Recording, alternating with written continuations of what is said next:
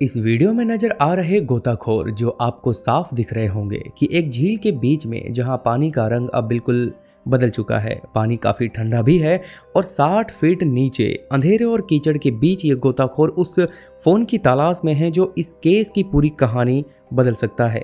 अब कई घंटों की कोशिशों और मशक्कत के बाद उनकी मेहनत रंग भी ले आती है और आखिरकार एक गोताखोर पानी से बाहर आता है उस मोबाइल फोन के साथ। पर यह कोई आम फोन नहीं था, ये उस इंसान का फोन था जिसके राज इसी डिवाइस में दफन थे। वो राज जो पानी के नीचे छिपे हुए थे और जिन्हें बाहर निकालने के लिए पूरी टीम ने कड़ी मेहनत की। पर क्यों? आखिर क्या राज था इसके अंदर और इस बार की कहानी में हुआ क्या था? मैं आपको बता दूं, आज का ये केस वास्तव में घटिया मानसिकता को भी उजागर करता है, जहां लस्ट, प्लेजर या फिर आप ये कहें एक ऐसी हवस और लालच की आग जिसमें एक इंसान डूबकर दूसरे इंसान को इस तरीके से दुनिया से निकाल फेंकता है जिसकी वो प्लानिंग पहले से कर रहा होता है। इस केस में 3 मेन कैरेक्टर हैं। पहला पति सैम के जॉर्ज और दूसरी उसकी पत्नी जैसी, जो सालों से उसी घर में एक अलग फ्लोर पर रह रही थी लेकिन फिर भी उसी छत के नीचे सांसें ले रही थी। और तीसरे उनके खुद के बच्चे जो विदेश में रहते थे, जिनके लगातार कॉल्स ने ही इस केस की असली शुरुआत करवाई थी। अब ये पूरा क्या मामला है, इसे समझने के लिए हमें इस कहानी को इस केस को शुरू से शुरू करना होगा और जानना होगा कि कैसे पुलिस ने इस केस को सॉल्व किया और आखिरकार इसके पीछे की डार्क स्टोरी थी क्या। सो जानेंगे सब कुछ, because I am Sumit and you are watching Kottayam murder case. तो कहानी की शुरुआत होती है केरल के कोटायम जिले से। यह जगह अपनी हरियाली, साफ सुथरी गलियों और शांत माहौल के लिए जानी जाती है। लेकिन इसी शांति के बीच एक ऐसा घर था जिसकी कहानी कुछ साल बाद पूरे राज्य को हिला देने वाली थी। उस घर में रहता था सैम के जॉर्ज, उम्र लगभग 50 के करीब, दिखने में सीधा, बातचीत में सधा हुआ और अपने काम को लेकर बेहद सीरियस। वो उन लोगों में से था जो अपनी रूटीन से 1 इंच भी इधर उधर नहीं होता था। सुबह का समय, नाश्ते का वक्त, चर्च का दिन, सब कुछ पहले से तय होता था। सैम की जिंदगी शुरुआत से ही अनुशासन और कंट्रोल के बीच में बीती। उसके पिता स्थानीय बैंक में अकाउंटेंट थे और माँ चर्च से जुड़ी हुई सेवा करती थी। घर का माहौल सीधा और सादा था, एकदम धार्मिक जैसा माहौल। सैम बचपन से ही पढ़ाई में अच्छा खासा था, लेकिन थोड़ा इंट्रोवर्ट नेचर का, कम बोलने वाला, ज्यादा ऑब्जर्व करने वाला। यही आदत आगे चलकर उसके कैरेक्टर की पहचान बन गई। वहीं कॉलेज की पढ़ाई उसने कोट्टायम के एक रिप्यूटेड इंस्टीट्यूशन से की थी। पढ़ाई खत्म होने के बाद उसने कुछ समय आईटी और टेक्निकल प्रोजेक्ट में काम किया, जिससे उसकी प्रोफेशनल लाइफ धीरे धीरे स्टेबल हो गई। उसकी कमाई ठीक ठाक थी और फिर वो दौर भी आया जब परिवार ने उसके लिए रिश्ता देखना शुरू कर दिया, क्योंकि घर वालों का मानना था कि अब उसे सेटल हो जाना चाहिए, क्योंकि वो अच्छा खासा जॉब करने लगा था। इसके पीछे का एक और डार्क सीक्रेट भी छुपा हुआ था, जिसे दबाने के लिए उनके घर वालों ने जल्दी से शादी करवाने के लिए बात आगे बढ़ाई और फिर रिश्ते देखने शुरू कर दिए। इसी दौरान उसकी मुलाकात हुई जैसी से, एक वेल एजुकेटेड, सॉफ्ट स्पोकन और ग्रेसफुल महिला।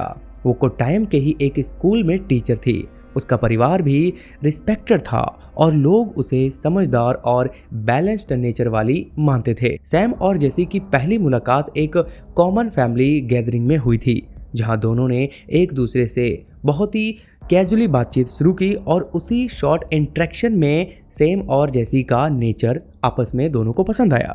फिर कुछ ही महीनों में ये रिश्ता तय हुआ, दोनों के परिवार ने सहमति दी और फिर शादी की तारीख तय कर दी गई। शादी सेंट मैरी चर्च कोट्टायम में पूरे रीति रिवाजों के साथ हुई। चर्च की घंटियां, सफ़ेद फूलों की सजावट और पारिवारिक माहौल, हर चीज़ सुकून से भरी हुई थी।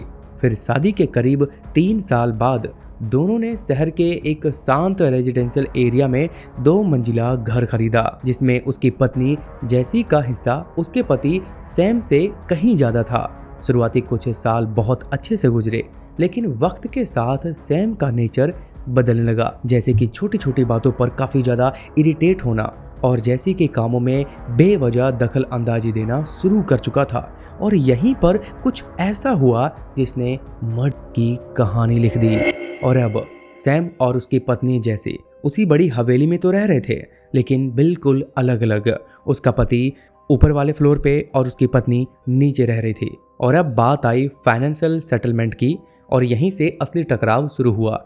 जैसी ने अपने वकील के जरिए कोर्ट में एक एप्लीकेशन दी कि सैम यानी उसका पति हर महीने मेंटेनेंस अमाउंट उसे दे, क्योंकि घर और बाकी के जो खर्चे हैं उसी की कमाई से चल रहा था। साथ ही उसने घर की प्रॉपर्टी में से शेयर की भी मांग की थी, क्योंकि शादी के बाद दोनों ने मिल करके वो नया घर खरीदा था। इसीलिए सैम इस डिमांड से बहुत नाराज हुआ। उसके लिए ये सिर्फ पैसों का मामला नहीं रह गया था, ये ईगो और कंट्रोल का सवाल था। उसे लगता था कि जैसी उसके खिलाफ खड़ी हो गई है और उसकी परफेक्ट हस्बैंड वाली इमेज जो सिर्फ सबके लोगों के नज़रों में ही थी, वो उसे गिरा रही है। वो बार बार कहता था कि घर उसी ने खरीदा है और उसी के खाते से ईएमआई हर महीने कटती जा रही है, तो हिस्से की मांग बिल्कुल गलत है। जबकि उसकी पत्नी जैसी का उस घर में कंट्रीब्यूशन उससे कहीं ज़्यादा था। इसी लीगल वार ने फिर माहौल को और भी जहरीला बना दिया। लेकिन इससे भी अजीब और शर्मनाक सच्चाई तो इसके पीछे छिपी थी, जिसने 26 सितंबर 2025 से पहले ही सब कुछ खत्म कर दिया। 27 सितंबर 2025 दुबई और ऑस्ट्रेलिया में बैठे उनके दोनों बच्चों के लिए ये सुबह बिल्कुल बाकी सुबहों जैसी नहीं थी, क्योंकि उनकी माँ जैसी पिछली रात से ही कॉल नहीं उठा रही थी, कोई मैसेज का रिप्लाई नहीं आ रहा था। पहले तो उन्हें लगा कि शायद नेटवर्क इशू हो गया होगा, अभी भी बिजी होंगी। लेकिन जब कई घंटों तक भी कोई जवाब नहीं मिला, तब बेचैनी बढ़ने लगी। सुबह के करीब फिर 9:15 के आसपास उसके बेटे ने फिर कॉल किया। इस बार भी फ़ोन स्विच ऑफ था। बेटी ने भी व्हाट्सएप पर मैसेज भेजे, मॉम आर यू ओके, लेकिन वो मैसेज डिलीवर ही नहीं हुआ। फिर इसके बाद दोनों ने अपने पिता सैम के जॉर्ज को फ़ोन किया। कॉल एक बार उठा भी, पर कुछ सेकंड के बाद कट हो गया। फिर दोबारा कॉल किया, इस बार कॉल रिजेक्ट कर दी गई। और अब उनके बच्चों को ये श्योर हो गया कि कुछ तो गड़बड़ है, क्योंकि वो पिता की हर हरकत से वाकिफ थे। इसीलिए बेटे ने तुरंत केरल में अपने एक दोस्त को फ़ोन किया जो कोट्टायम में ही वहाँ पे आसपास रहता था, और उसने अपने दोस्त को ये सारी बातें बताई। तब उसके दोस्त ने सामने से घर जाकर के देखने का वादा किया कि मैं जाकर के देखता हूँ।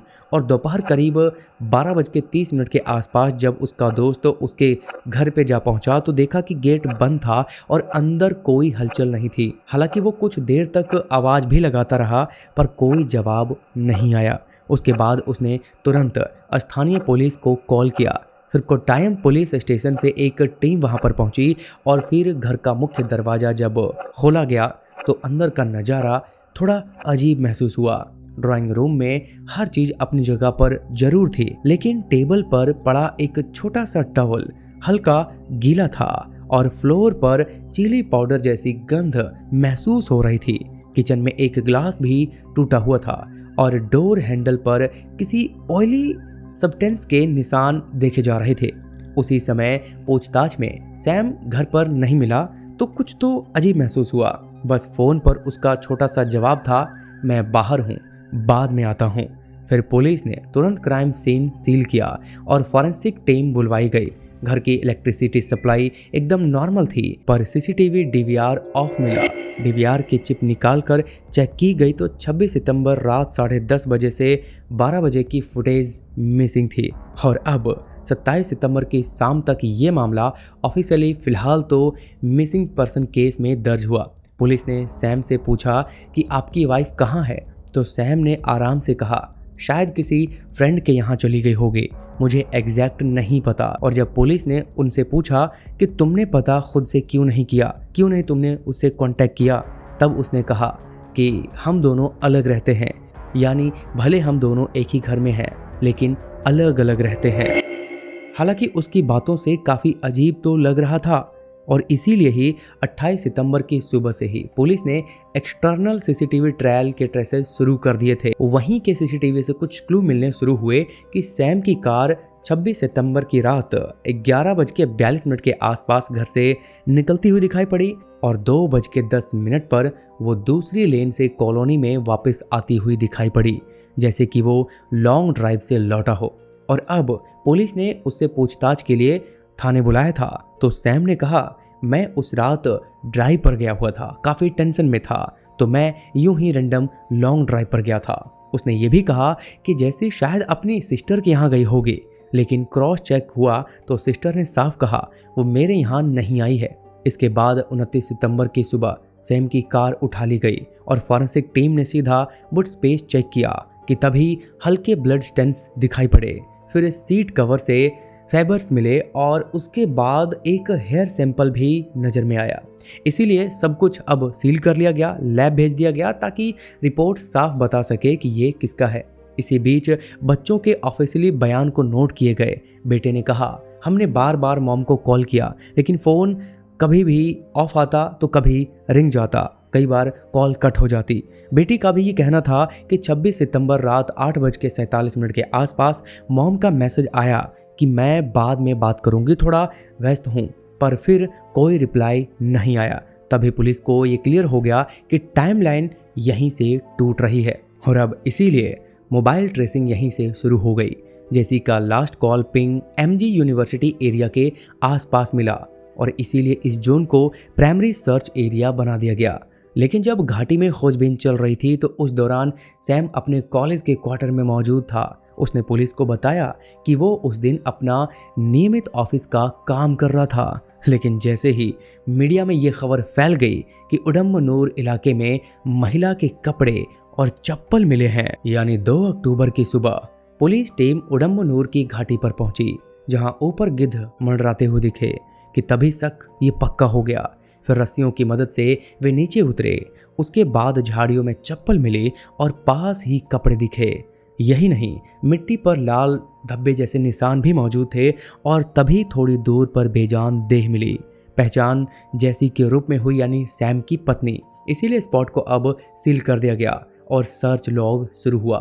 फिर फोकस डिजिटल ट्रेस पर भी शिफ्ट हुआ, क्योंकि जैसी का last ping MG university area में था।